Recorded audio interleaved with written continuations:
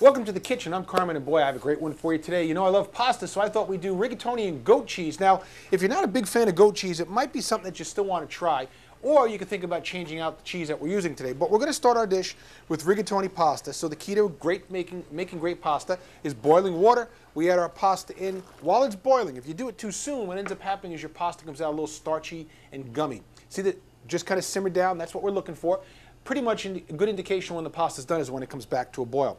In the meantime, I've got some good olive oil going in the pan here, getting that nice and hot, because we've got some speck, which is smoked imported prosciutto ham.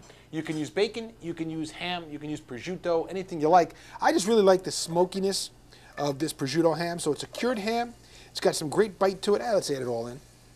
And it's got we got some sizzle going on here. So we want to get that just a little crispy. We want to get the oil to draw out some of that smokiness and some of that bacon flavor, that ham flavor. And again, you can probably use any kind of ham that you like. Already the whole kitchen smells like this smokiness that I really love. So you let that go for a couple of minutes, and after which you start to get this thing kind of all simmering down a little bit.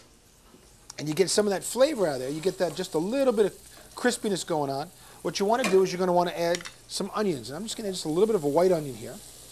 And the reason I add the onion second is because I want to get the ham just a little crispy and a little firm.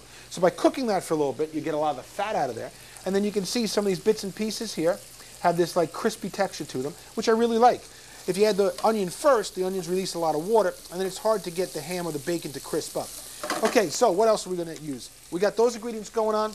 Then we've got things like sun-dried tomatoes. If you buy them in the market, make sure you buy the ones packed in water. Because if they're packed in olive oil, chances are they're not using a very good, expensive olive oil.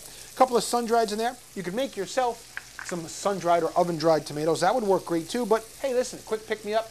I'm using one pan. I think that's what we're getting known for. A little fresh basil, okay, right inside our pan there. And then I've got some pinoli nuts. Now, pinoli nuts can be a little pricey. They can be about 20 bucks a pound or more, generally in that ballpark, depending on whether they're imported or they're not imported. So you're going to add some of the pinolis nut. A little bit goes a long way. We're going to let this go for a couple minutes. It's going to kind of cook down, and that's what I have right here. So at this point, all I really need to do now is we're going to take our goat cheese, which is just kind of crumbly. We'll put our goat cheese right in the pan. We're going to take a little bit of stock. I've got some chicken stock here. You can use water if you wanted to. Or what you can do to make a sauce is use a little bit of our pasta water, which works out really great.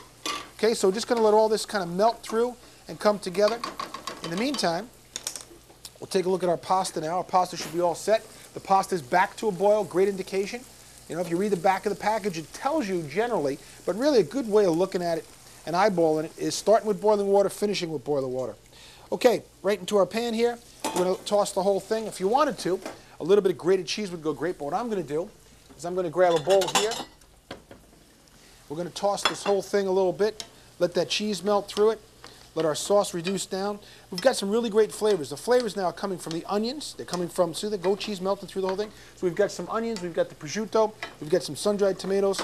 And then to finish this whole thing, what I'm going to do is just grab a spoon here. We're going to put a little bit right inside our plate. Look at that. Goat cheese is melted beautifully. We've got the onions, the basil, the sun-dried. We've got this little bit of sauce down the bottom here. But this isn't all about the sauce. It's all about the other flavors. Again, if you wanted to, let this just kind of stew down a little bit, simmer down, and make a little bit more of a sauce if you're American-style pasta, if you will. All right, so put that. I'll pour just a drizzle of our little sauce on top there. Again, with the pasta water being a great way to make a sauce. And then to finish the whole thing, all I need to do is I'm going to put a little bit more fresh basil on top. And there you go, a real simple dish. One pan pickup, rigatoni and goat cheese. I hope you like this recipe. Again, remember, here at Carmine's TV, you can find a lot of different recipes, a lot of how-tos, a lot of behind-the-scenes great stuff. Thanks for watching.